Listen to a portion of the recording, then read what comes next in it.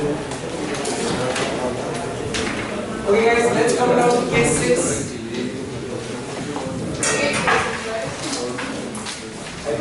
Case 6 is distance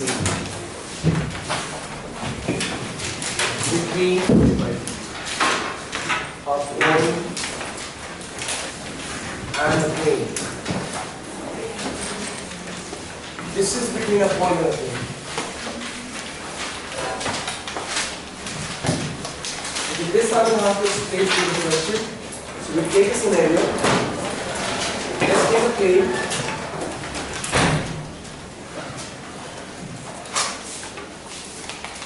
And let's say the plane is 2x minus y plus 2z equals 10.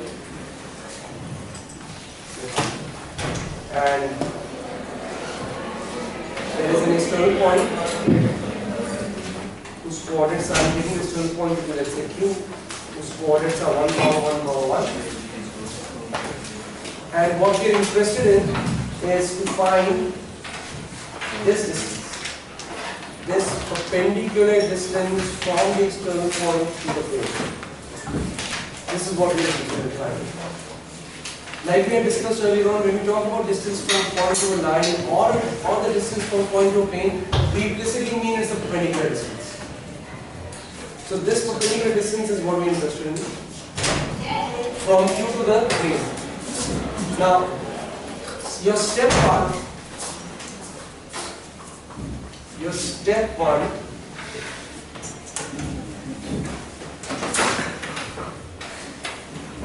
is to form a vector equation. The step one is to form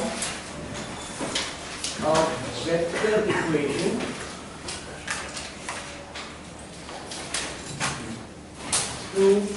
vector equation of a line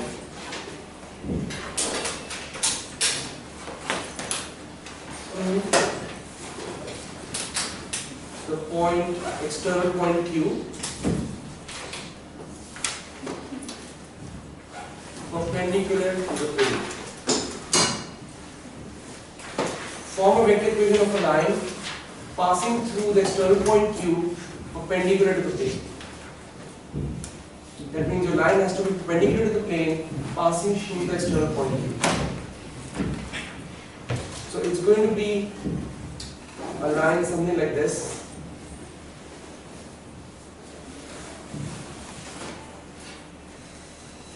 Passing through the external point Q and also perpendicular to the plane.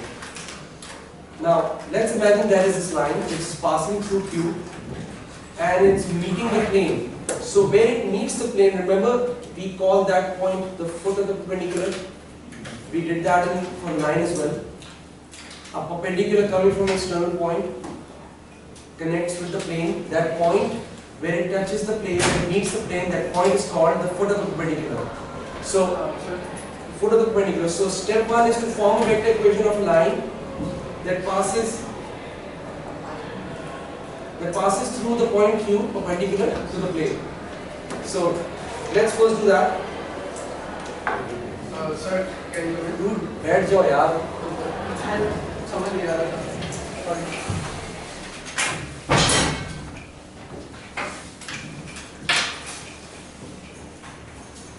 Okay, let's do this.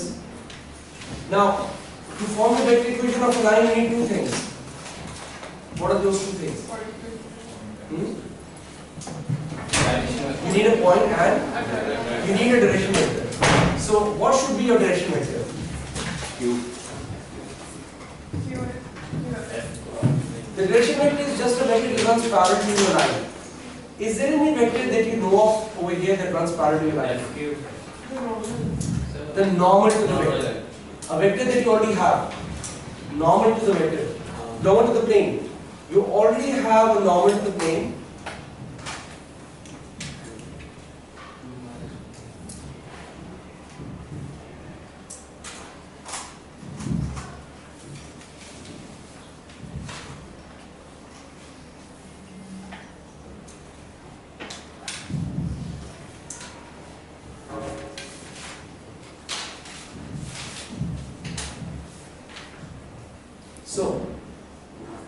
vector equation would be R. Take this external point as a fixed point, 1, 1, 1, plus lambda times your normal to the plane would act as a direction vector for a line. So 2 minus 1, 2. So won't be like FQ as a aberration FQ. We don't know the coordinates of that. Right? Are we good till here? Okay, then your step 2, once you have the vector equation, your step 2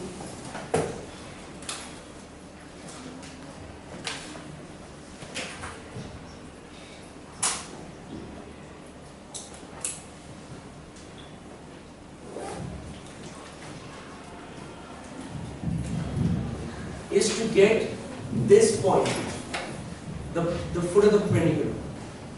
Now, how do you get the foot of the perpendicular? That's the step 2. We need the coordinates of the foot of the perpendicular. How do I get that?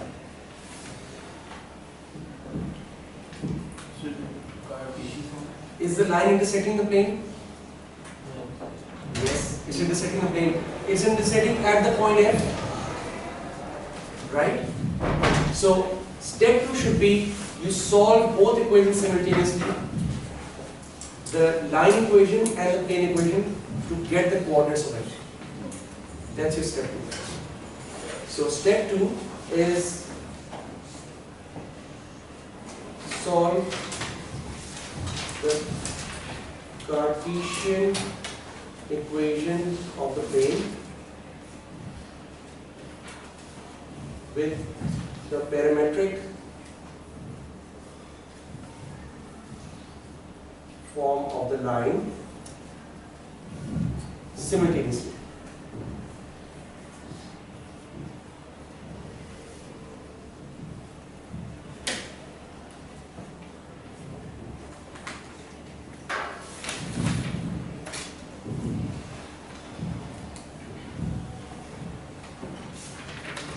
So solve the Cartesian equation of the plane with the parametric form of the line simultaneously. So what's the idea? The idea is to get the point intersection of the line of the plane, which is basically the foot of the perpendicular. That's the idea. Now I think we know how to do this. We've done this. How to find the intersection of a line of the plane. That was the previous case, case 5. So Cartesian equation of the line would be, parametric of the line would be 1 plus 2 lambda, y equals 1 minus lambda, and z equals 1 plus 2 lambda. And your plane equation is 2x minus y plus 2z equals 10. Let's find out the value of lambda. So you put the parametric into the Cartesian.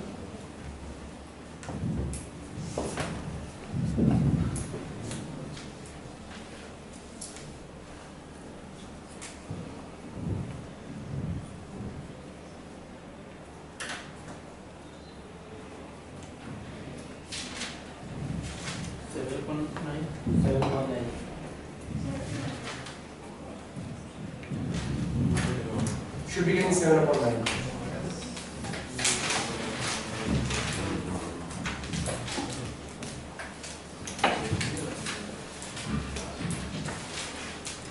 Now, why did we do this?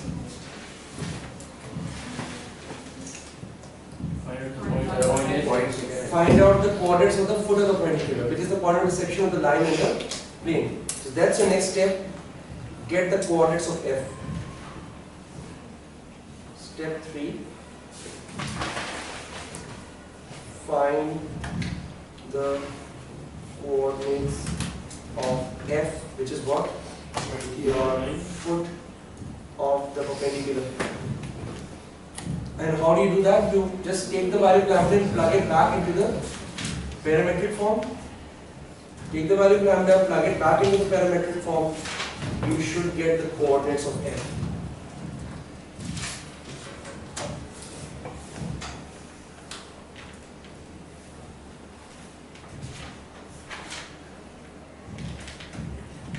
Check. Are we getting this? 23 by 9, 2 by 9 and 23 by 9.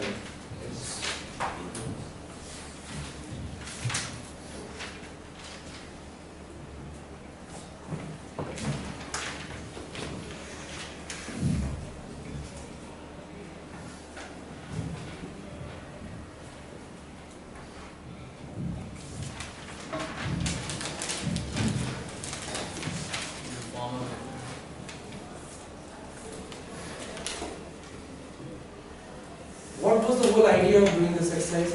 It was to get the distance between the external point and the plane. You have the coordinates of the foot of the perpendicular. You have the coordinates of the external point. Can you get the distance between the two? Through the coordinate geometry formula. After this, all you need to do is just simply use the coordinate geometry formula and get the distance between Q and F. Step That's your step 4.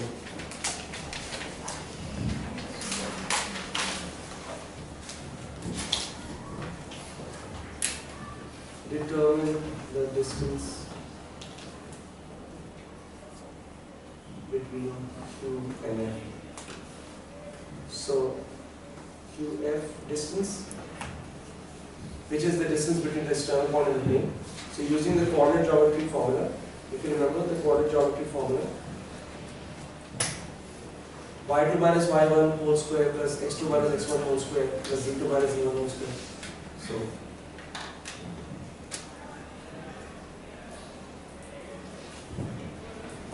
Q coordinates are by the way 1, 1, 1. So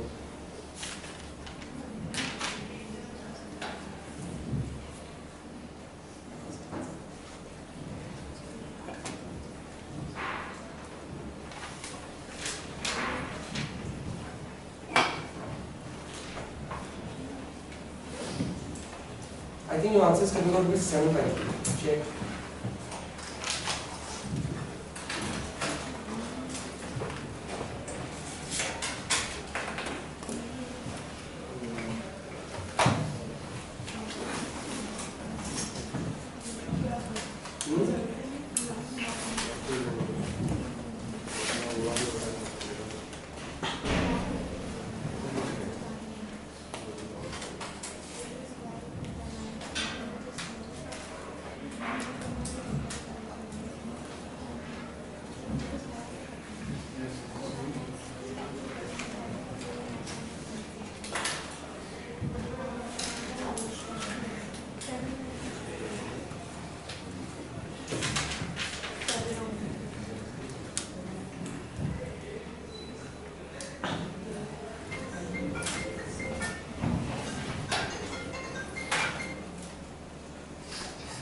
Is everyone okay with this?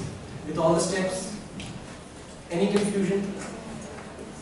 Okay, now there's another way of finding the distance between the external point and the plane, and that's a very easy way, and that just requires one formula and you get the answer directly. But having said that, you must know this procedure because most of the time what the question would ask you is, before they ask you for the distance, they will ask you for the coordinates of the foot of the perpendicular.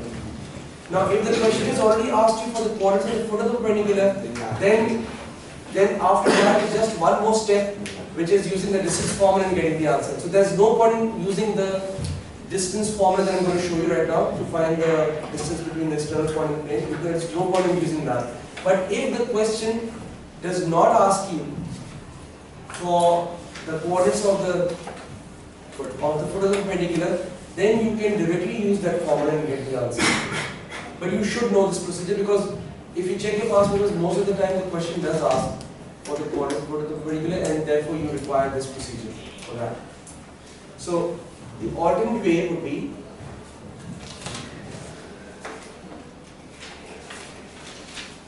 use the formula for the distance ax1 plus by1 plus cz1 minus d whole upon a square plus b square plus c square. Mod is just to remove the minus sign. Statistically speaking, there is a formula for a line. So by using the line formula, is there any end to the line? Does it stretch on for line stretches in plane. Even plane stretches in plane. And finding the distance to plane would mean a specific point needs to be there. There is a point. Yeah. The point is this. It's already given. External point. Okay. By the way, this part of the formula, as you see, this is your plane equation. So there's nothing new about this. This is your plane equation. The general form of a plane equation is the Cartesian equation of a plane is ax plus by plus cz equals d. What I've done is I've just brought the d on the left side. So when you bring the d on the left side, this is how it should look. So that's why I've just written a minus d over here. So minus d is just indicating that whatever you have on the other side of the equal to sign for the Cartesian equation, you bring that to the left side and then you write the statement. And a, b, c are the coefficients of x, y, and z, which are basically your components of the normal vector. Right? Okay, so can you use this formula to get the same distance? Your external point is 1, 1, and your equation, plane equation is 2x minus y plus 2z equals 10. Which means if I apply the distance formula, this would be 2 times 1. x1, y1, z1, by the way, are the coordinates of the external points. The coordinates of the external point is x1, y1, z1. So you plug them here 1, 1, 1. 2 times 1 plus, sorry, it will be minus 1 plus 2 times 1 minus, bring the 10 on the other end, so it becomes minus 10. I hope there's no confusion regarding the minus d over here. It's the right side number that you brought to the left side. Upon 2 squared plus 1 squared plus 2 squared. Check, you should get 7 by 3. Yes, sir.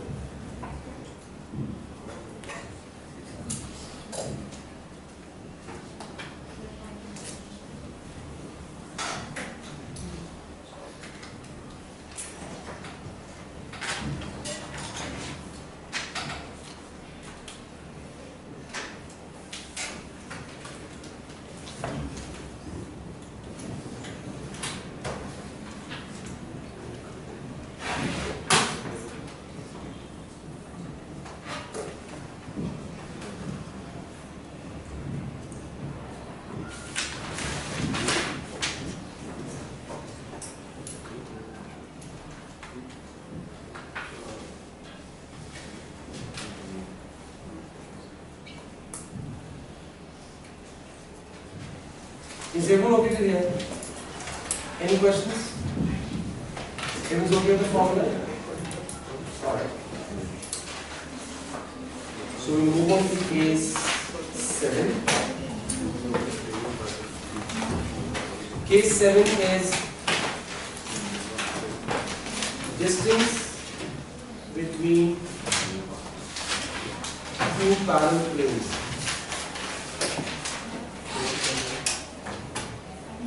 Distance between two parallel planes. Okay, there's nothing new in this. It's a very simple logic that you need to realize. Let's say this is plane 1 and this is another plane, plane 2. By the way, when they will ask you for the distance between planes, the planes have to be parallel, because if planes are non-parallel, they intersect in a line. So for non-parallel planes, they will not ask you for the distance between the planes. The distance between the plane concept is for parallel planes. So how do I get this distance? The distance between, the perpendicular distance between the two planes. By the way, there's nothing new in this, it's just reusing the old cases. So just saying it's a very simple procedure. Or if you can just tell me what case would it be, or how would you go about it? Point to point.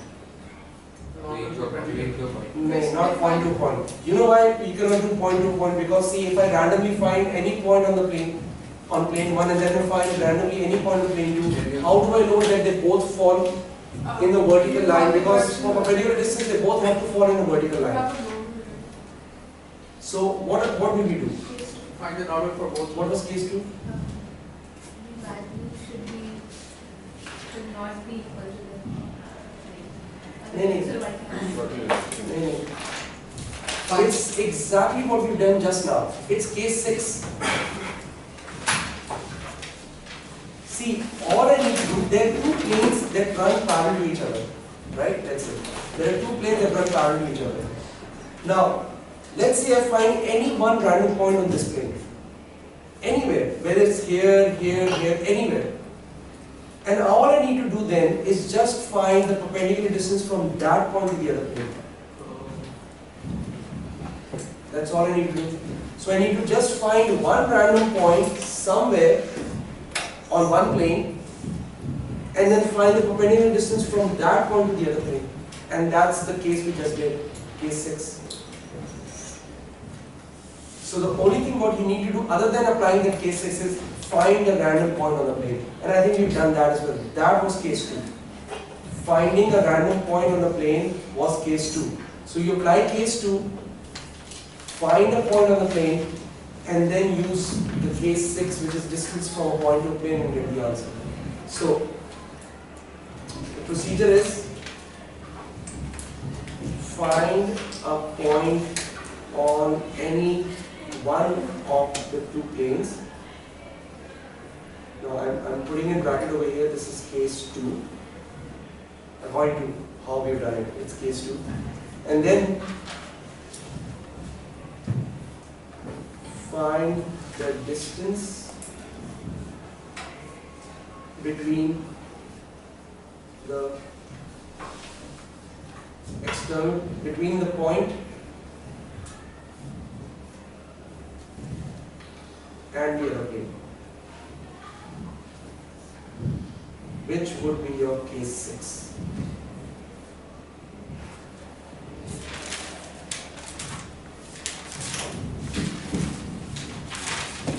Find a point, on any one of the planes, and then use that point to the other plane, find the distance from that point to the other plane, which is what we've just done in case 6.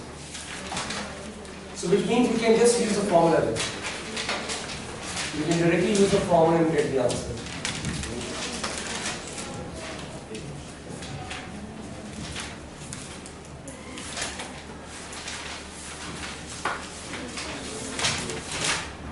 So I'm not doing a question on it because it's very simple. We know how to find a point on the plane, and then we just did how to get the distance as well. So that should be the case.